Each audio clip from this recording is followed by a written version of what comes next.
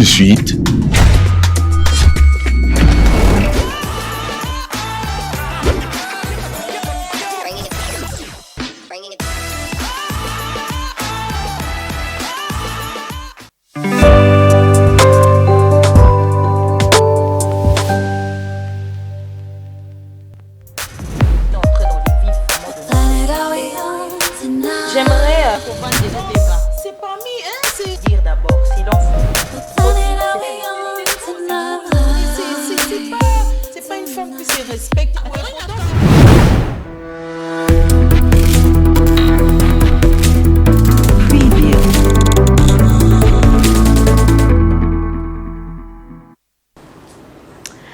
meilleurs vœux, bonne année 2026, meilleurs à vous, chers téléspectatrices et téléspectateurs de cette très belle émission.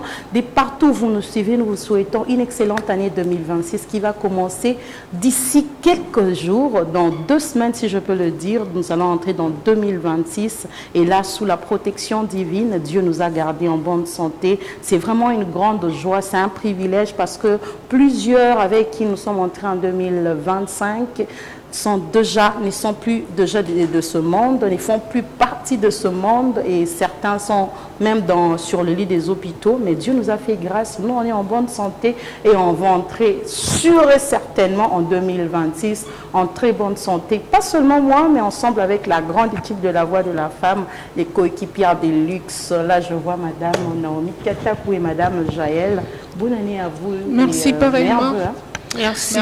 Vous êtes la deuxième personne à souhaiter depuis que la fin de l'année a commencé. Depuis le mois de décembre, je vais dire ça. Les gens ont perdu cette habitude. Hein. Je me demande. Ça s'annonce d'une autre façon, mais quand même, merci beaucoup. Merveille à tous nos téléspectateurs. Il n'y a qu'une seule personne qui m'a souhaité meilleur vœu 2026. Moi. Oh, Madame Jaël, c'était quand? Non, c'était une autre personne. C'était une autre personne. Je vais dire son nom plus tard, mais c'était la seule. Et puis quand on m'a souhaité, je lui ai dit, Toko tu peux déjà Toko t'en as Tikako. Oh, Dieu nous a fait grâce, toutes belles, toutes bien habillées. Merci. Et j'espère que ça va matcher. Alors, chers téléspectateurs, on vous souhaite encore une fois de plus meilleurs vœux, bonne année 2026 et on espère que quand vous nous suivez, vous savez qu'il ne faut pas appeler parce que c'est une émission qui passe en direct. Nous sommes là, on va lire vos messages. Écrivez-nous et sur WhatsApp et sur de messages normaux. Nous allons lire ça même sur ces plateaux directement, surtout quand il y a des préoccupations. Mais nous avons toujours pour habitude de vous demander de ne pas appeler, surtout quand l'émission est rediffusée. On reçoit tellement d'appels à minuit passé. Parfois, on ne sait pas prendre, Mais c'est ce qui peut passer que l'émission est aussi suivie. Oui, vous laquelle, quand il y a des appels, il y a des messages, on supporte. Des fois, s'il faut aussi répondre, on répond. S'il faut aussi réagir sur place, on réagit pour dire que non, en fait, nous sommes en rediffusion, c'est juste la rediffusion, ce n'est pas la diffusion. Nous suivre tel jour, ce sera une bonne chose. Pour ceux qui nous ont suivis seulement aujourd'hui, c'est une émission qui passe chaque jeudi à partir de 14h juste jusqu'à 15h juste. Et nous rediffusons chaque dimanche à partir de 23h30. C'est vrai que le dimanche, plusieurs personnes se trouvent à la maison, ont vraiment le temps de nous suivre comme il se doit et de contribuer. Mais écrivez et faites même de voice parce que même de voice nous écoutons et puis nous réagissons, c'est le plus important. Et merci de nous aimer autant, merci de nous porter dans vos cœurs. Nous vous aimons aussi également beaucoup et énormément. Nous vous faisons d'ailleurs de gros bisous de partout où vous nous suivez. Alors aujourd'hui c'est une émission particulière, c'est une émission spéciale parce que nous avons eu le privilège de recevoir un grand homme, c'est un invité spécial, à mise à part, qui a vraiment mis tout de côté pour accepter enfin d'être avec nous sur ce plateau parce que nous allons discuter d'un sujet très important. Nous allons discuter d'un sujet qui touche à la population congolaise et j'aimerais d'abord présenter la personne et je nous dirai de quoi nous allons parler sur ces plateaux. Alors, ensemble avec Brice Joubou, je présente d'abord c'est qui notre invité. Il s'agit de messieurs Fabrice Kelani Louemba. Et voilà, il est là sur vos écrans. Monsieur Fabrice Kielani Louemba, c'est un ingénieur industriel. C'est un licencié en sciences économiques et de gestion. Il a vraiment ce qu'on appelle le curriculum vitae. Un très long CV, mais nous allons essayer quand même de dire quelque chose. Il est coordonnateur de l'OSST. C'est une ASBL, c'est une organisation sociétale et de solidarité pour tous. Il est également le président national du parti politique LTD. Parti politique LTD, il est sur place, il nous dira LTD veut dire quoi. Et pour ce qui est de son cursus professionnel, ce qu'il faut noter de M. Fabrice Kielani, il est 3 fois directeur, mais ici j'ai même vu 4 fois directeur. Il était directeur, c'est son cursus, directeur chez Bracongo, directeur de distribution, directeur logistique et achat, directeur audit interne. Monsieur Fabrice Kielani a fait plusieurs formations professionnelles sur l'environnement et le développement durable. Il a fait la formation professionnelle sur le douane, sur la logistique internationale, l'audit, qualité et de gestion. Et il est aussi entrepreneur, directeur gérant de la SOKIM, Société quinoise multisectorielle. Je crois que pour couronner de tout, c'est un homme marié. Ah oui. Et père de famille. C'est un homme marié, père de famille. Bonjour, monsieur Fabrice. Bonjour, madame Clarisse. Vous allez bien, madame Naomi. Et puis bonjour monsieur Fabrice. Merci. Monsieur Fabrice, j'espère que vous allez bien. Oui, par la grâce de Dieu, je me porte très bien. Merci. Nous vous disons un grand merci d'avoir répondu à notre invitation. Je vous remercie également. Et c'était pas facile, hein, je peux te dire ça depuis 2023. Ça, je ne peux même pas le dire. Si le téléspectateur vous dit qu'il est méchant, alors qu'il n'a pas le temps. Aujourd'hui, il a disponibilisé de son temps. Oui. C'est pas facile. Oui. Parfois, nous, on comprend. Oui, on comprend, mais depuis 2023, je lui avais envoyé l'invitation, il m'a dit qu'il faut attendre. Et je vous dis... Mais nous, on comprend que tu étais patiente. Mais beaucoup patienté, avec une grande personnalité qui n'a pas vraiment, qui essaie un peu de gérer son agenda, il faut avoir de la patience. Ah oui, vraiment, messieurs Fabrice Kielani, nous vous souhaitons également meilleure et bonne année 2026. Merci, j'exprime ma gratitude par rapport à ces vœux fabuleux formulés en ma faveur. Merci. Et j'en profite aussi de réciproquer à votre égard et à tous ceux qui nous suivent devant les petits écrans. Merci beaucoup. Alors, chers téléspectateurs, avec M. Fabrice Kielani, nous allons parler sur le développement durable de la capitale et de l'ensemble du territoire. Développement durable de la capitale. Merci beaucoup, Brice Woubou, de la capitale et de l'ensemble du territoire. Chers téléspectateurs, nous sommes en République démocratique du Congo. C'est un pays en voie de développement. Parce que certaines personnes, Madame Jaël, Madame Naomi, nous avons l'impression que ces personnes ont tendance à confondre les choses. Vous pensez que la République démocratique du Congo était déjà un pays développé et vous comparez. On est un pays en voie de développement. N'est-ce pas, Monsieur Fabrice? Oui, la RDC, c'est un pays pauvre qui s'élite pour se développer. Donc voilà un peu. Parce que pour se dire on est en voie de développement, il y a des critères économiques qu'il faut défendre. Alors si les critères ne sont pas favorables, on ne peut pas se dire qu'on est développé. Donc c'est intéressant qu'on puisse se donner des fleurs, mais si nous voyons tous les paramètres vitaux qui témoignent d'insuffisance d'une économie avancée ou bien une stabilité des sociétés, moi je pense que la RDC, on se bat pour se développer. On n'est pas vraiment en voie de développement, mais on est un pays pauvre. On ne fait pas partie de pays qui sont en voie de développement. Non. Ça c'est un autre souci. Moi, je pensais qu'on est déjà en voie. Mais... Oui, bon, selon l'histoire, on sait que la RDC fait partie de pays qui vont... Et surtout que le président, il nous avait promis que la République démocratique, voilà, sera un pays... En fait, l'Allemagne et l'Afrique, d'où là, on voit le développement. Oui, vous parlez de l'histoire. Moi, je pense que pour parler de la RDC aujourd'hui, on doit faire un aperçu global sur son passé. Et on fait une rétrospective et puis on fait des analyses concrètes et factuelles par rapport à l'état actuel. Et puis de là, on peut projeter l'avenir. Moi, je pense que nous tous, nous savons un peu par rapport à notre histoire. En 1960, lors de l'indépendance, la RDC était bien placée. On était en avance par rapport au Canada, on était même en avance par rapport à l'Afrique du Sud. Là, on était vraiment un pays en voie de développement. Mais après cela, vous savez tous qu'avec la aérianisation, c'est là où la chute a commencé. Parce que les gens qui ont hérité les biens des étrangers n'ont pas pu bien les gérer.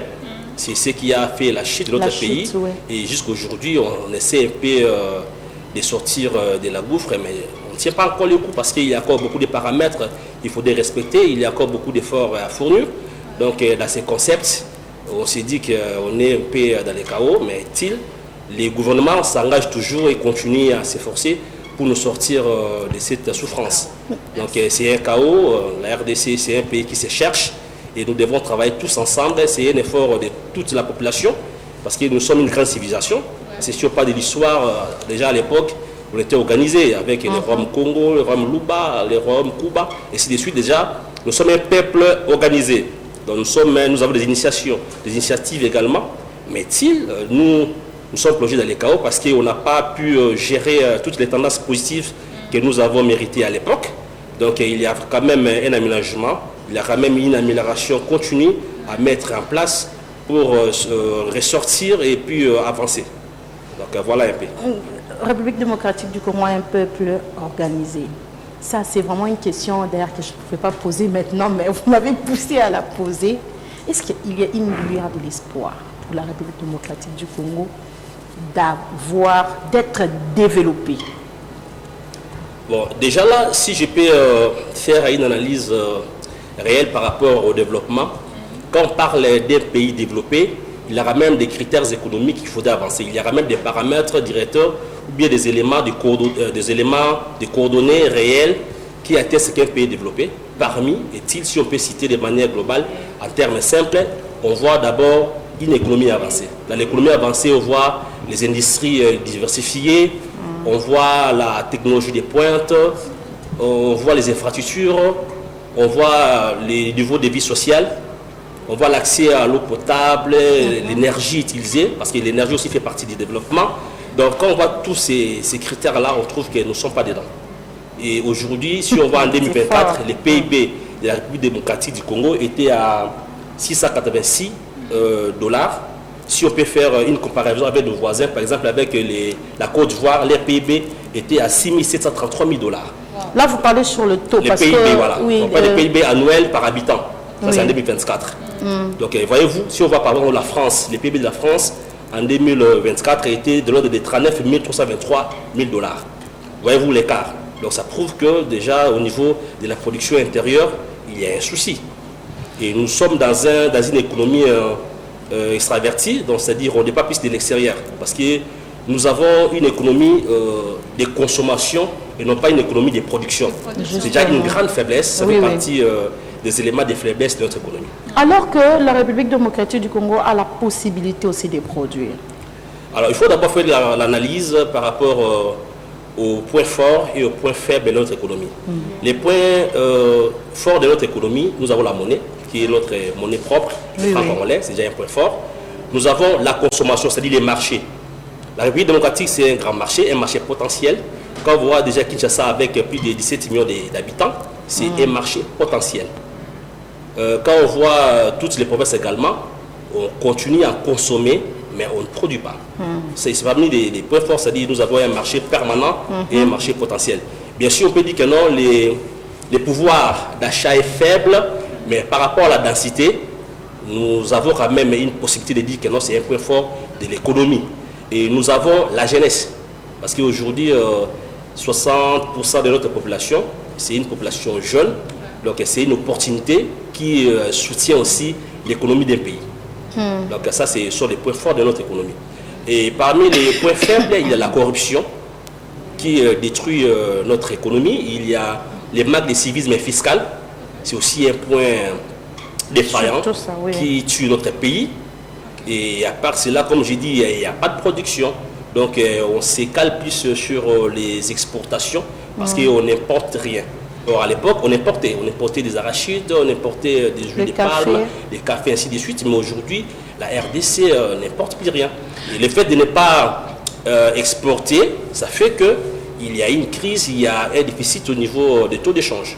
C'est parmi les éléments qui sont des éléments de faiblesse de notre système économique. D'accord, mais monsieur Fabrice, il y a, je crois, 2 à 3 semaines, si je ne me trompe pas, il y a le ministre du Commerce extérieur qui avait annoncé que désormais la République démocratique du Congo va commencer à importer le café. Exporter, bien importer.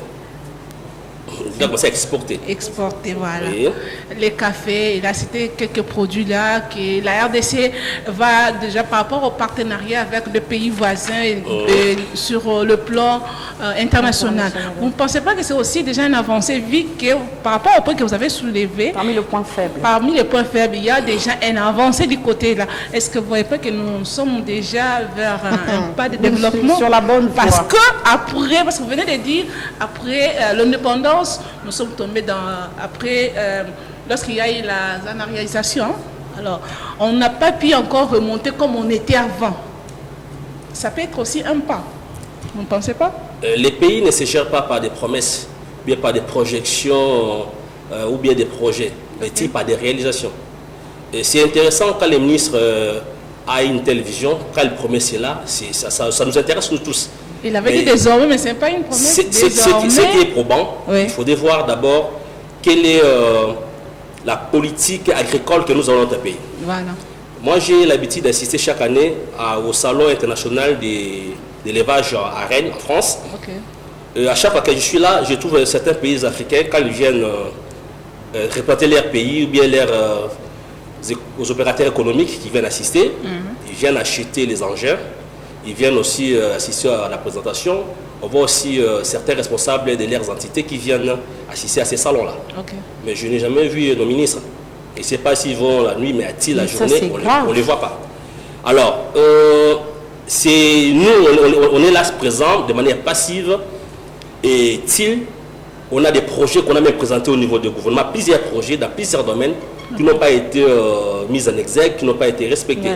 Donc moi, je pense que nous serons fiers de cette mesure quand ça sera mis en exercice, quand réellement nous verrons les plans agricoles élevés, la subvention agricole également, et l'accompagnement du gouvernement aux égards des gens qui appliquent cette culture.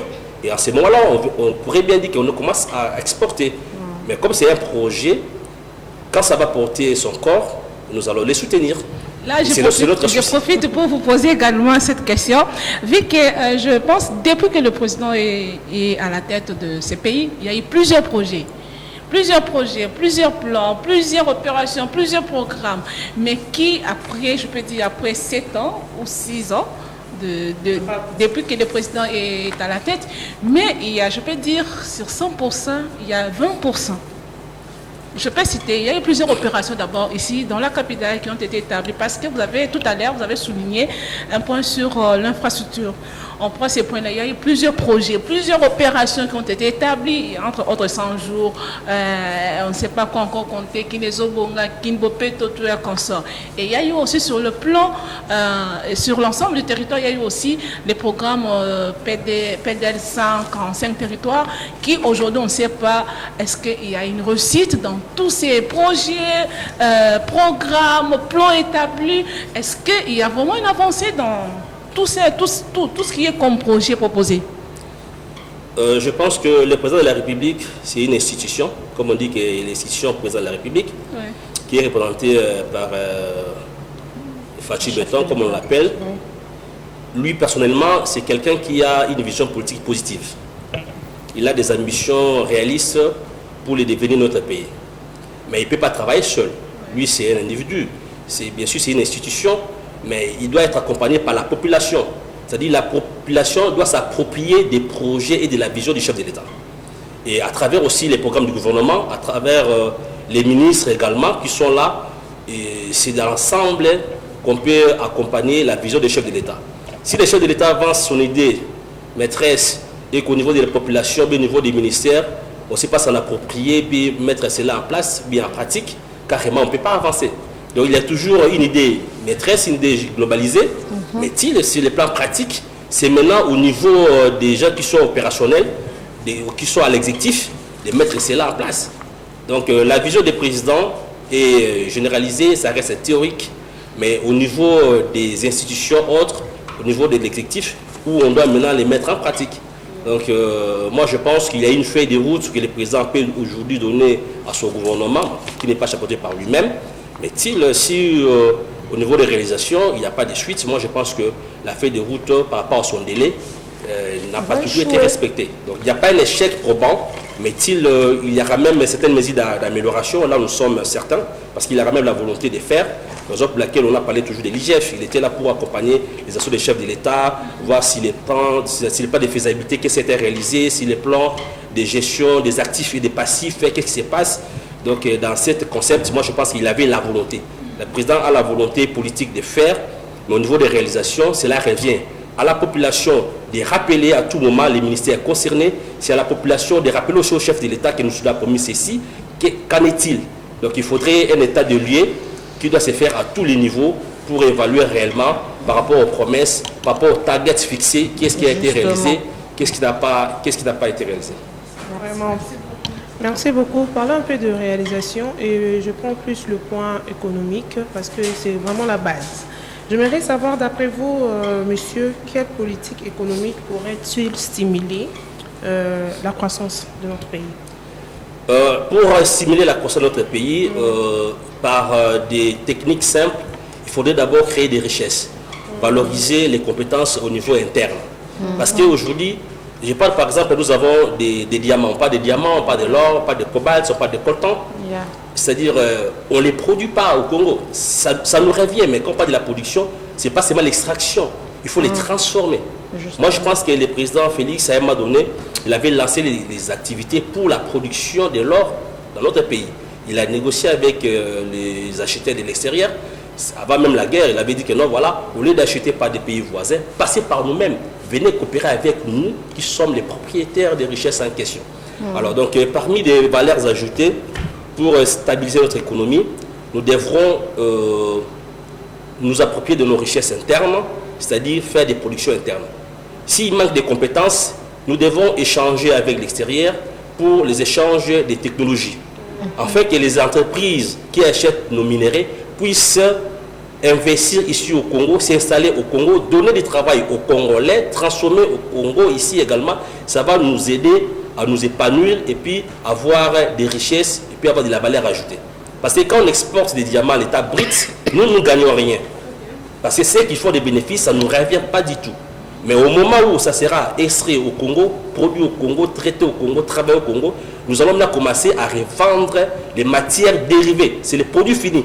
Alors, quand nous aurons commencé à vendre les produits finis, à ce moment-là, nous aurons encore fait beaucoup de recettes et nous allons donner de l'emploi aux Congolais. Ça va nous renforcer. Parce qu'aujourd'hui, les taux de chômage au Congo, il y a plus de 80%.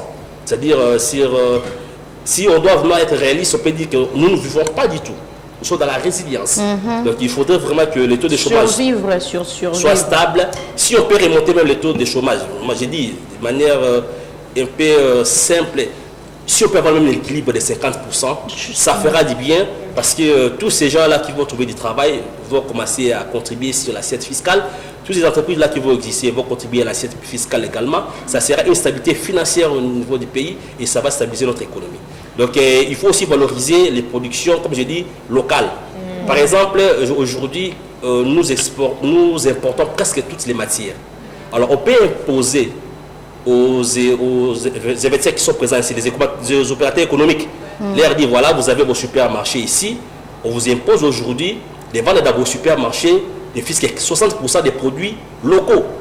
Leur inciter à faire de la production locale, leur inciter à faire de l'agriculture au Congo. Parce que l'agriculture, ce n'est pas seulement les manger, mais aussi la transformation. On peut transformer pour avoir des produits dérivés. On peut aussi avoir des produits chimiques également liés à l'agriculture. On peut aussi fabriquer d'autres produits dérivés à partir de l'agriculture. Donc, c'est-à-dire, à un moment donné, il faudrait des décisions courageuses, un leadership bien imposé pour que les opérateurs économiques qui sont des capitaux étrangers d'investir sérieusement au Congo et puis d'utiliser les capitaux à 100% au Congo. Donc, ce sont des mesures qu'il faudrait prendre pour essayer un peu de valoriser notre économie. Oui, autrement dit, il faudrait aussi voir les compétences. Comme je disais, je donne juste un exemple. Prenons un marché, le marché automobile. Si vous allez aujourd'hui à Kasavubu, à Kipwanza, les pièces de rechange qu'on nous revende pour des Toyota, des Mitsubishi, ça vient d'où? Ce sont des Nigériens qui sont dans ces marchés. Ce sont des pièces de rechange qui ne proviennent pas du Japon. Non, il y a aussi des Nigériens qui les font, qui en fabriquent dans leur pays. Or, si vous voyez nos écoles professionnelles, pour les écoles techniques à Kinshasa, les élèves qui sont en 3e, 4e, 5e, ils sont à mesure de fabriquer des pièces de rechange. Les élèves qui font la technique, c'est-à-dire la mécanique générale, bien la mécanique machine-outil. Par rapport à moi, j'ai fait la technique, je vous dis que ces élèves-là sont à mesure, pendant l'exercice pratique à l'école, ils sont à mesure de fabriquer beaucoup de pièces de rechange mécaniques au niveau de leurs ateliers mécaniques. Alors qu'ils sont c'est maintenant la politique élèves. du gouvernement, oui, pour moi, ils sont pas encore finalistes. Donc, il y a la possibilité que les gouvernements puissent s'investir dans l'enseignement, rénover l'enseignement professionnel, rénover l'enseignement technique et scientifique pour pousser déjà les élèves à créer des richesses dans leurs écoles. On peut créer déjà un marché pour qu'au niveau des marchés locaux, nous puissions avoir des produits made in Congo. Monsieur Kiel, je vous prends d'abord un mot. Ça, c'est vraiment une préoccupation. Prenons, parce que nous sommes d'abord dans le pilier économique. Dans le pilier économique, dans les pistes de solutions que vous venez de donner, personnellement, je me dis que vous ne serez pas le seul qui a ce savoir, qui a cette tête bien faite pour aider la République démocratique du Congo à avancer sur le plan économique. Prenons d'abord ces piliers. Si on prend d'abord un exemple, on voit aujourd'hui en Chine, il y a 2 élèves qui fabriquent des téléphones et ces téléphones-là sont même utilisés alors que ce sont des exercices. Mais ici en République démocratique du Congo, il y a des élèves qui créent de pièces de rechange, mais ils ne sont pas valorisés. Je prends d'abord cet exemple. Vous ne trouvez pas qu'il y a cette manque de bonne volonté, d'une bonne foi de faire avancer le pays par nos acteurs?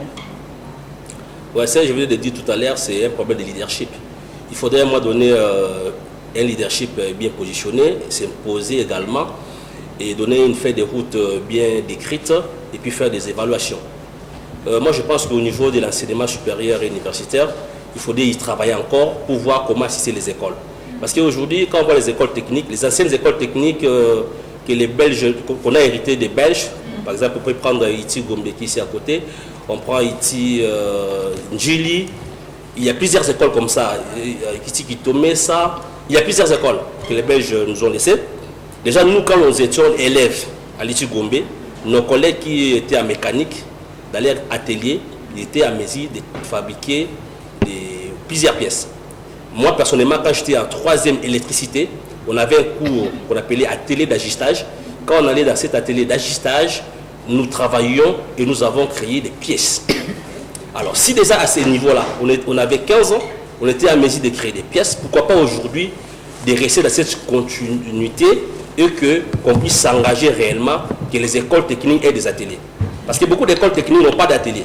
Ils s'appellent techniciens, mais n'ont pas d'atelier. Donc on doit travailler sur ça, rénover l'éducation pour les assister, les accompagner également.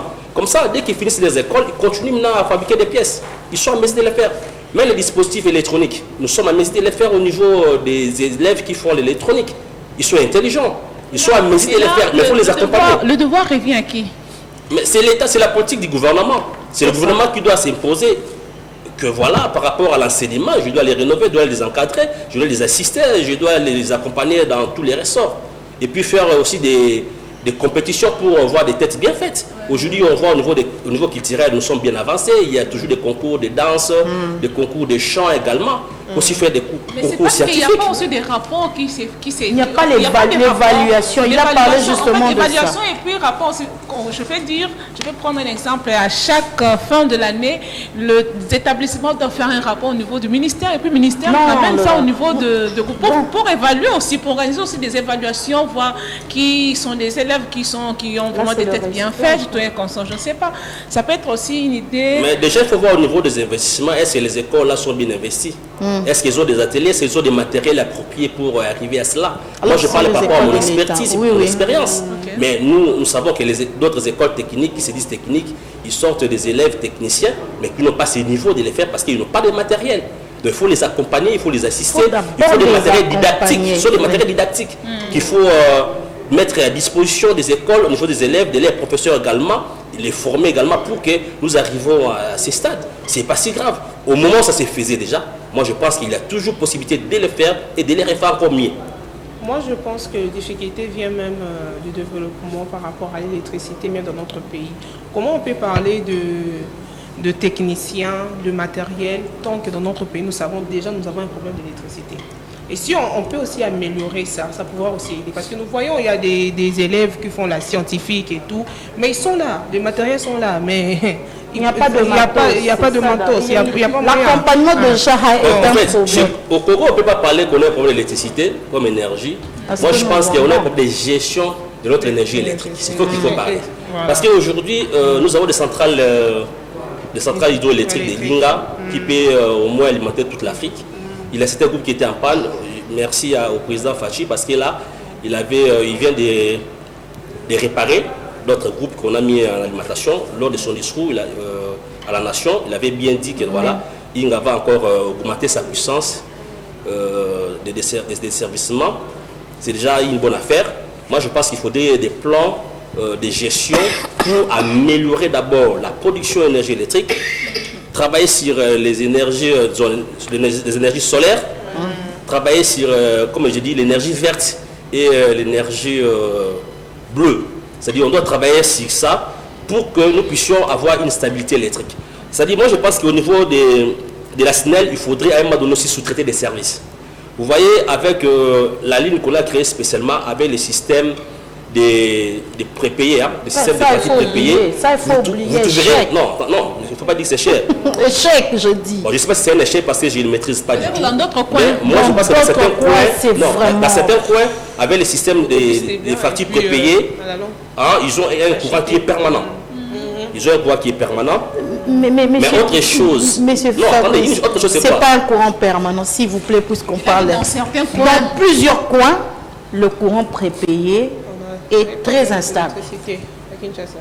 Merci. Alors, moi, je pense qu'il faut mettre chacun à sa place. Il faut mettre chacun à sa place pour innover. Personnellement, je crois bien que c'était en 2023, si j'ai bonne mémoire, où on devait avoir... Moi, personnellement, j'ai passé les tests pour être DG, je crois bien, de la SNEL. J'avais postulé pour cela. J'ai passé les tests en ligne, qui était composé par une institution canadienne, certainement, je crois bien. Il s'est posé un problème de réseau. Mais j'ai été surpris, après un mois donné, on a publié, il y a eu un groupe de gens qui ont passé leurs tests au niveau des installations du ministère des portefeuilles. Donc il y a eu des favoris. Nous autres, c'est ça le problème de notre déjà là, c'est un handicap. Alors, moi personnellement, je ne sais pas si c'est la corruption, mais j'ai dit qu'il y a des favoritismes. C'est les favoritismes, ça n'a rien à voir avec la corruption. Déjà là, quand moi j'avais soumissionné, j'avais bien décrit déjà une pensée sur ce que moi je vais apporter à la SNEL. Je parlais même de la productivité. Parce qu'à un moment donné, à la SNEL, vous trouverez les gens qui gèrent des camises électriques. Ce sont des journaliers. Ça n'a pas de sens. Ça n'a pas de sens. Qu'un réseau électrique peut être géré par un journalier.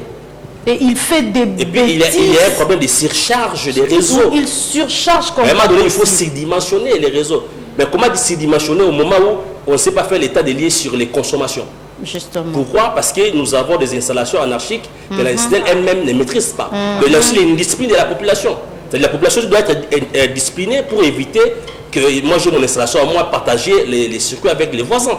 C'est-à-dire c'est une affaire culturelle où on doit sensibiliser la population à la bonne prise en charge de l'énergie électrique. Mais Kirani, vous avez bien chuté, Madame Nomi, pardon, vous avez bien chuté en disant qu'il faut sensibiliser. Parce qu'il y a aussi un souci d'ignorance par la population. Oui. Elle s'est dit, je manquerai du courant, je prends chez mon voisin. Et quand mon voisin manquera du courant, je lui donnerai aussi. Et ce sont ces journaliers qui jouent vraiment le rôle de faciliter cette histoire. Et c'est vraiment du n'importe quoi. Moi, je vais revenir, avant de passer à autre chose, je vais revenir sur le plan de la création d'emplois pour juste stabiliser notre économie. Mais, Monsieur Kilani, nous avons comme l'impression que parfois, ceux qui sont en train, les autorités qui travaillent dans le gouvernement, ne travaillent pas pour la population, mais travaillent pour eux-mêmes. Parce qu'on ne peut pas avoir un ministre d'emploi, de travail et de la prévoyance sociale, mais qui ne met pas des actions en pratique pour aider la population congolaise à avoir de l'emploi. J'avais arrivé à la jeunesse. On voit le ministère de la jeunesse, qui a de jeunes qui sont intelligents, compétents, qui ont des créativités, et on ne voit aucun résultat. Nous prenons le ministère de l'enseignement, prenons le ministère de la nouvelle citoyenneté, qui voit ces élèves qui sont déjà sur une bonne voie. On ne les accompagne pas. On se dit, les gouvernements, les acteurs politiques travaillent réellement pour la population ou ils travaillent pour eux-mêmes, parce que ça c'est un gros souci. Je crois bien, j'en ai parlé, il y a un problème civilisationnel, mais aussi un problème des ressources humaines. Moi, je pense que l'épanouissement d'une nation commence d'abord par la bonne gestion des ressources humaines. Et quand on parle des ressources humaines, on voit à travers la formation, sur les renforcements des capacités, sur la citoyenneté, sur le civisme, l'éthique également. Si on n'a pas le patriotisme, on ne peut jamais travailler pour son pays. Parce qu'aujourd'hui déjà, quand vous parlez du gouvernement, quand on voit la manière dont le gouvernement est formulé, c'est par rapport à notre constitution. Parce que le président de la République ne peut pas se choisir ses membres du gouvernement, mais il doit faire recours à la constitution qui stipule que le gouvernement doit être formé par des partis politiques qui sont très bien représentés au niveau du Parlement. C'est déjà un handicap. Justement. Alors, c'est-à-dire quand tout est politisé, on ne peut pas avoir des experts. C'est ça le malheur. Parce qu'au niveau politique, maintenant, qu'est-ce qui se passe? On donne l'avantage aux siens, à ses militants, à sa famille. Les favoritismes. Voilà, c'est ça les malheurs. C'est-à-dire là, on ne sait plus prendre en charge la bonne compétence. Alors, la prise en charge des compétences pourrait être évaluée au cas où on peut aujourd'hui déjà changer au niveau des droits. Au niveau des droits, c'est-à-dire au niveau de notre constitution. Quand le président lance la démarche de changer la constitution, il ne faut pas toujours voir l'aspect mandat. Non, ne voit pas seulement l'aspect mandat, il faut aussi voir l'aspect étatique, voir aussi l'aspect du contenu de la constitution parce qu'il y a plusieurs points faibles. Donc, c'est-à-dire si on doit toujours composer le gouvernement par rapport à la présentation au niveau des chambres basses, moi je pense que c'est un fourre-tout qui nous pousse toujours à être défaillants parce qu'on va se choisir ses amis et on ne veut pas tenir compte des compétences. Vous verrez aujourd'hui beaucoup de ministres qui sont là ne répondent pas à leurs tâches parce qu'ils sont là pas par rapport à leurs compétences, mais par rapport à leur appartenance de famille politique. C'est ce qui détruit notre société aujourd'hui. Alors les compétences sont mises à l'écart. Et si vous allez au niveau des ministères, vous trouverez tous ces secrétaires généraux, tous ces fonctionnaires de l'État, non pas qu'ils sont là, sont très intelligents, mais ne savent pas évoluer parce qu'ils sont étouffés par les ministres. Ils sont étouffés par les cabinets des ministres qui sont des politiciens, mais qui ne sont pas des techniciens. Alors les techniciens sont étouffés, il n'y a pas de mise à jour de leur niveau, alors carrément ils sont bloqués. Ce qui blesse le plus, c'est que vous êtes au courant de tout ça. Prenons les compétences, s'il vous plaît. Arrêtons les favoritismes. Si nous voulons aider nos membres de famille, faites-le avec le moyen que nous gagnons derrière nos salaires, derrière tout ce qu'on peut avoir comme revenu. Mais aidons le pays tout entier à avancer. Il y a de compétences ici en République démocratique du Congo. Je vais parler avec un professeur à moi avec qui je travaillais. J'avais travaillé mon mémoire, j'avais travaillé mon TFC. Il m'a dit, je suis ici en Europe, mais le Congo, il y a des talents. Au Congo, vous avez des compétences. Les enfants qui sont ici, ce n'est que l'environnement qui les permet d'évoluer. Si on mettait cet environnement ici en République démocratique du Congo, nous avons de bombes. Mais ce qui est grave, les autorités sont au courant de ça. Vous êtes déjà dans une entreprise, vous savez très bien que votre oncle est incompétent de gérer telle direction. C'est là où nous voyons que notre gouvernance, ça ne va pas. Ça ne va pas. Monsieur Madame Jaël a la parole. J'aimerais vraiment savoir sur comment renforcer la coopération entre le secteur public et privé. Plusieurs fois, personnellement, j'ai travaillé dans ce domaine. Je me rappelle avoir présenté plusieurs projets au niveau du gouvernement, dans plusieurs ministères. Je présente d'abord un projet que j'ai présenté même à la présidence de la République à l'époque. C'était sur l'optimisation des des ressources fiscales et parafiscales. Je l'ai fait sur base d'analyse concrète parce que j'étais sur terrain et j'ai fait les constats. Sur base de ces constats, j'avais des plans d'amélioration que je voulais proposer au gouvernement pour que nous puissions aménager afin d'améliorer et optimiser les recettes au niveau de l'assiette fiscale. Ça n'a pas été mis en exergue, ça n'a pas été respecté. Il y avait un service que je ne vais pas citer les noms ici, avec lesquels je devais travailler également. Ils ont apprécié mon projet et lors de la réalisation, ils ont triché. Alors je me suis retiré.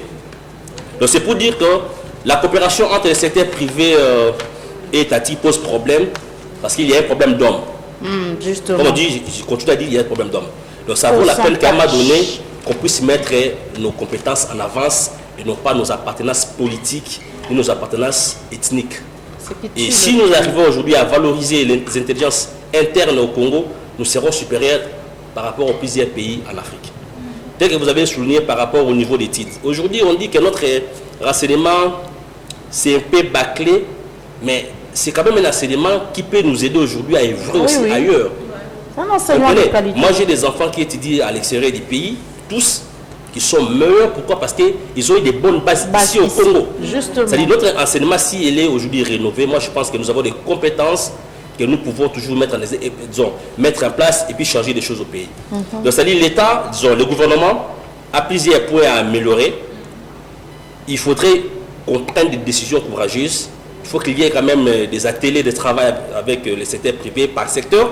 Il faudrait que la politique change, que nous ayons aussi des sélectionnaires des compétences. Parce qu'aujourd'hui, nous avons un sélectionneur des léopards qui cherche des compétences des joueurs.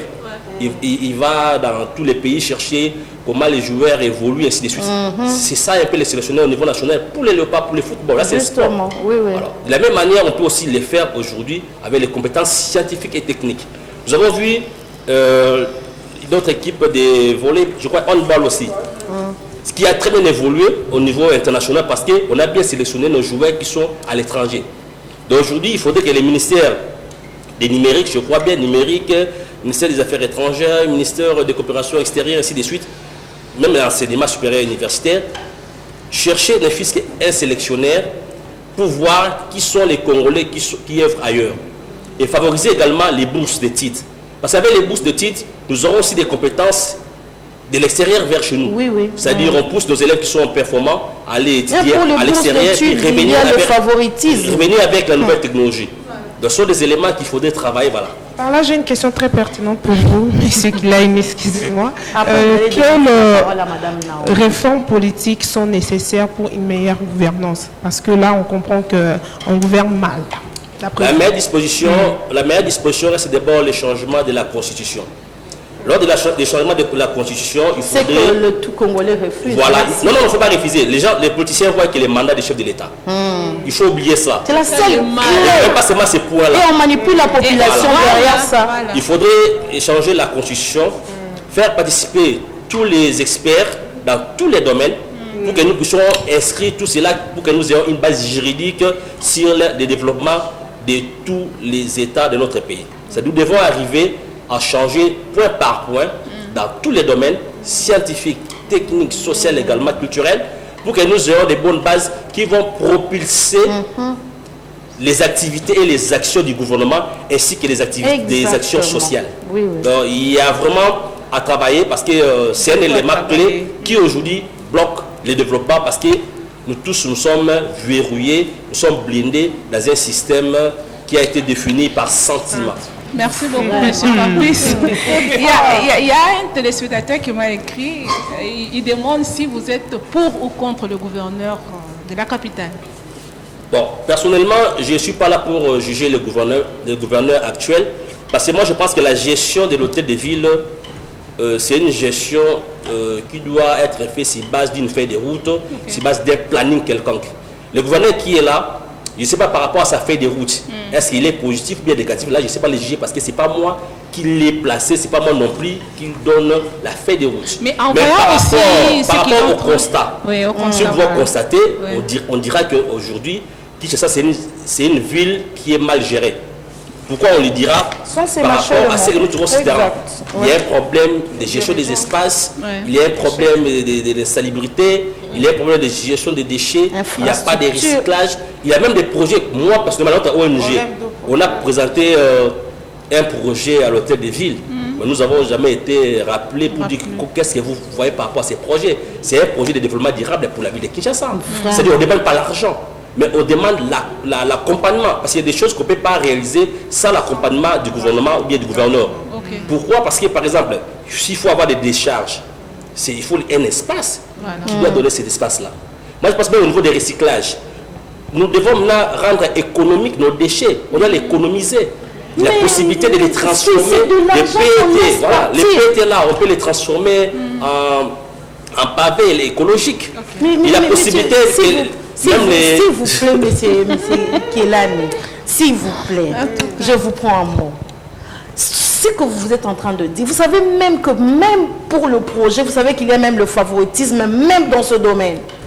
Et comme il y a partage de gâteau, partage de pourcentage dans le projet, on sait que prendre ceux qui seront partants ou ceux qui sont favorisés.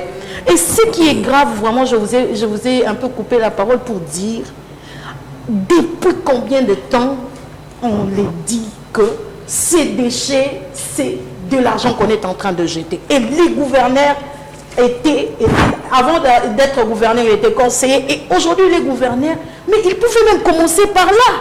C'était même la moindre de choses. Au lieu de se décider d'aller prendre des parcelles démolir des parcelles qui sont dans des espaces qui ne sont pas autorisés à construire. Ça, c'est pas faire un travail pour la population. Nous sommes en train de chuter. J'ai 3 questions. Vous allez le dire en grande ligne. La première de question, à combien de pourcentage évaluez-vous le développement de la RDC? Et s'il faut s'ajouter, quelle sera la bonne stratégie pour réussir, pour sortir de cette crise? Je pense que pour évaluer un système, il faut être dans les systèmes. Donc je n'ai pas de pronostic à donner, étant donné que je suis à l'extérieur du système. Et je ne sais pas quelle était la politique mise en place, quelle était la feuille de route, qui étaient les délais liés à la réalisation de la feuille de route, ainsi de suite. Donc je ne peux pas évaluer. Mais par rapport au constat macro, on peut dire qu'il y a un échec. Échec total. Voilà. Merci beaucoup. La bonne stratégie, c'est la dernière question. La bonne stratégie doit être basée sur les compétences humaines, comme je l'ai dit. Et la bonne stratégie serait de mettre des gens compétents à la place qu'il faut pour tout améliorer. Il faudrait des sélectionnaires scientifiques, des sélectionnaires techniques pour évaluer les gens et puis mettre les gens à leur place. Il faudrait des forums pour voir comment favoriser tout le monde et éviter seulement de favoriser les politiques. Merci. Madame Joël, on est à la fin. Vous avez cette caméra-là pour donner votre tout dernier mot et nous allons prendre les derniers messages. Bon, le tout dernier mot serait que le temps était imparti minimum. C'est-à-dire qu'il n'y a pas eu vraiment beaucoup de temps pour développer des points essentiels. Il y a plusieurs points à développer. Ça, c'est une émission télévisée.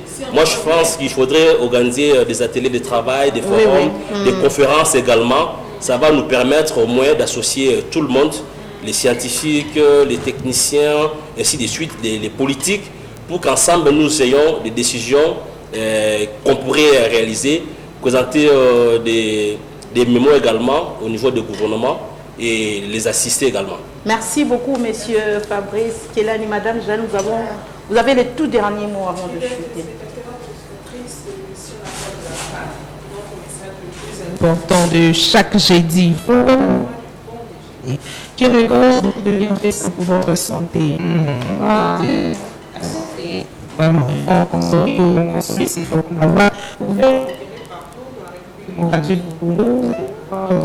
marché aussi en Asie, on trouve